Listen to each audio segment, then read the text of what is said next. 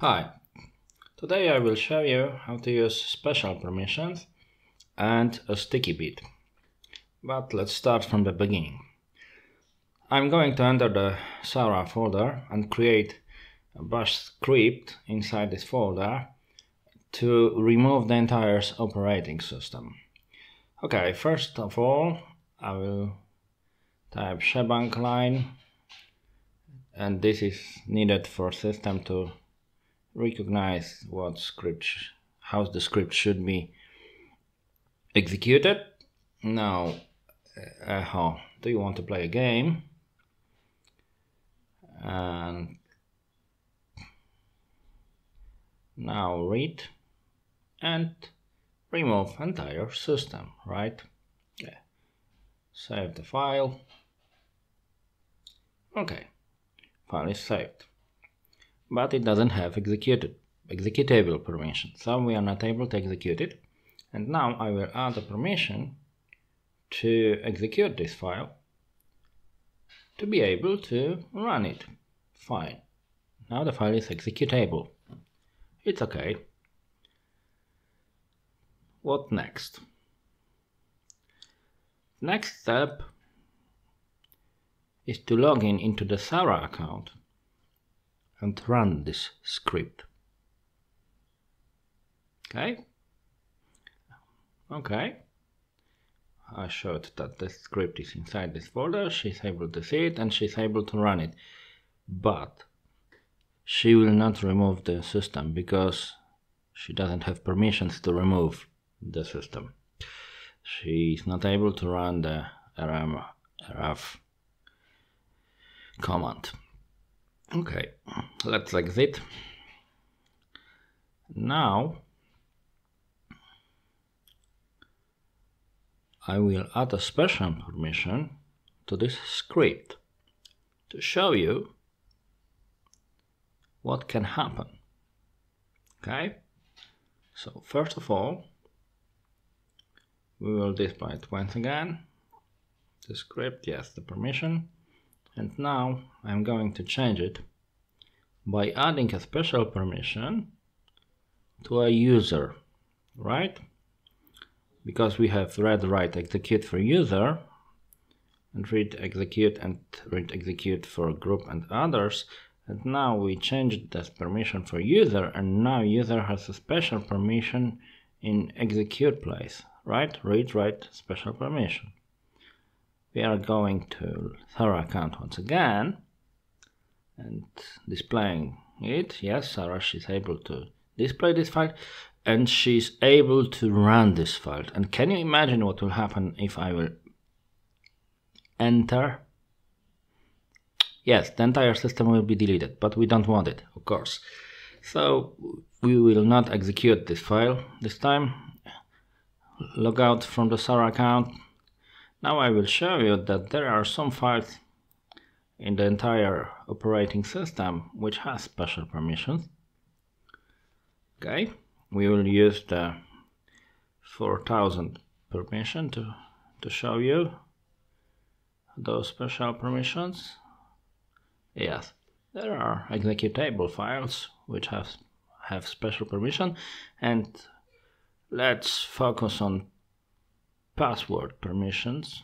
Yes, this one exactly, to show you that this script has special permission, and I will explain it to you why sometimes special permissions are needed.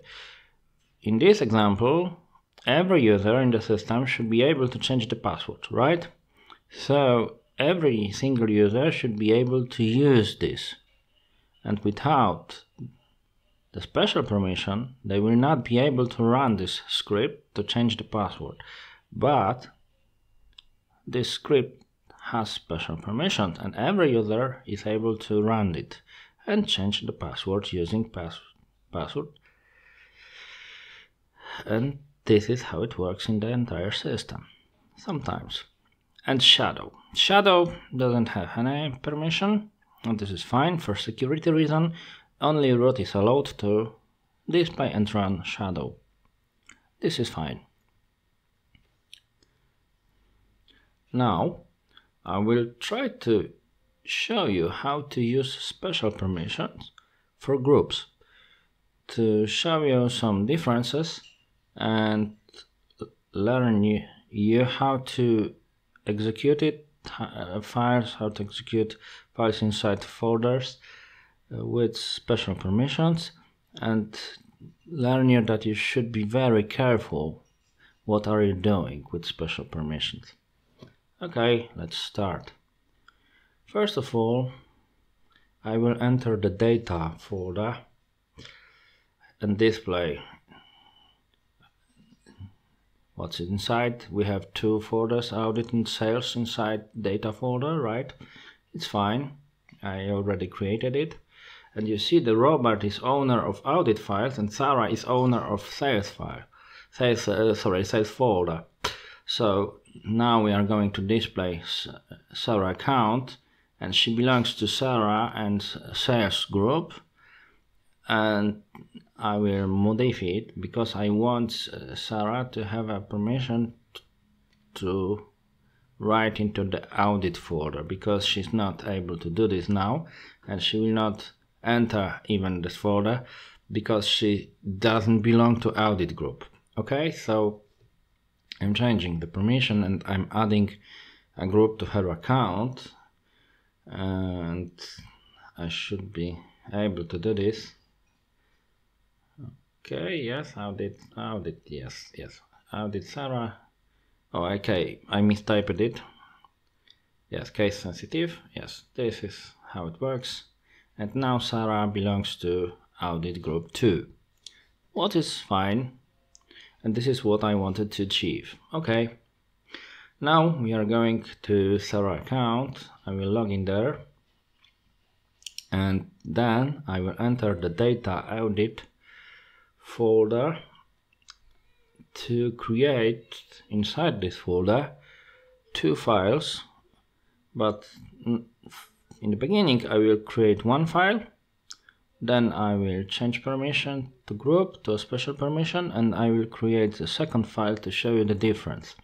Okay, I'm entering the audit folder, yes. Okay, I'm inside this folder and I'm creating file as Sarah1 has been created. Now you see that the file is created as user Sarah and group Sarah, because Sarah belongs to Sarah group. By default, every user has the same group as name. Now I'm changing the special permission for group to folder audit and to group audit, and you always change the permission to a folder, of course, but you should see that Robert is owner of the audit folder and audit group is owner as a group, is group owner to audit folder, and Sarah and sales, Sarah is owner of the files and group sales is owner of the sales folder. Okay, that's fine. Now I'm logging into the Sarah account once again, and I will enter the audit folder, and inside of this folder I will create Sarah2 file, and now I'm displaying the content of the folder, and now you can see the difference. In the beginning Sarah created file as Sarah and Sarah group, and now she created file as Sarah, but group is audit, because audit group is a group owner of this folder, and when you are adding the special permission to a folder, every user which has permission to write inside this folder create files as owner, and the group owner in this case. And I will show you this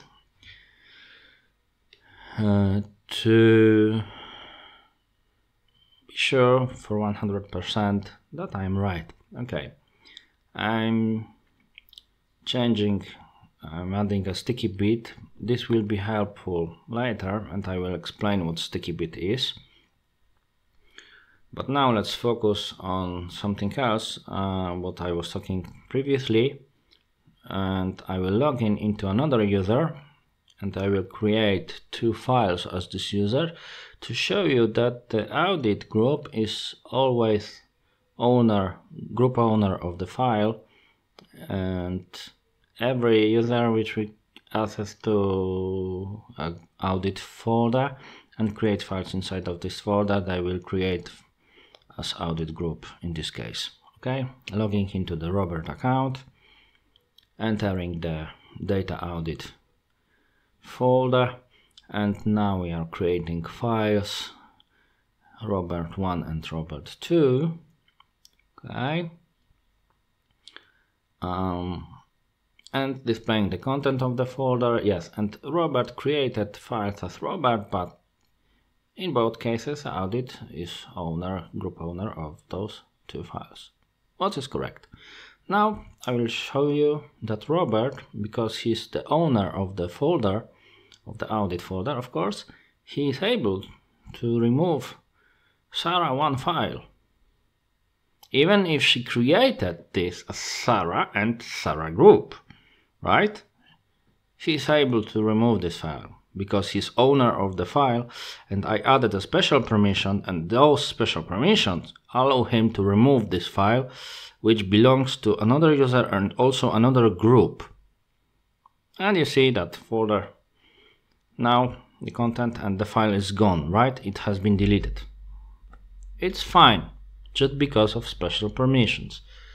Now I will exit the Robert account and I will display the content of the data once again to show you the sticky bit, the uppercase T, right? What gives a sticky bit? Sticky bit is this is something what is not used on files by modern systems now, but on catalogs, I mean the folders, it's still in use and they respect this. And when you add a sticky bit to a folder, only owner of the folder is able to change the name of the file inside this folder and delete files inside the folder, and this is how it works. Why? I will explain it later. Now we are entering the file as Robert, right? And removing the Sarah2 file, and this is how it looks like. Robert deleted it because he's a owner of the folder. And Sarah, now we will log in into the Sarah, okay? And I will show you, is Sarah able to remove Robert's file or not? Okay, logging into the Sarah account, entering the data audit folder, and now I will try to remove Robert file. Okay, remove file, Robert 1, okay, enter, and operation is not permitted. Why? Because Sarah is not the owner of the folder and she will not be able to do that. And I will show you that in case of temporary folder, this is the same situation, because we can write inside the folder, but we are unable to delete and unable to change file name. Thank you very much.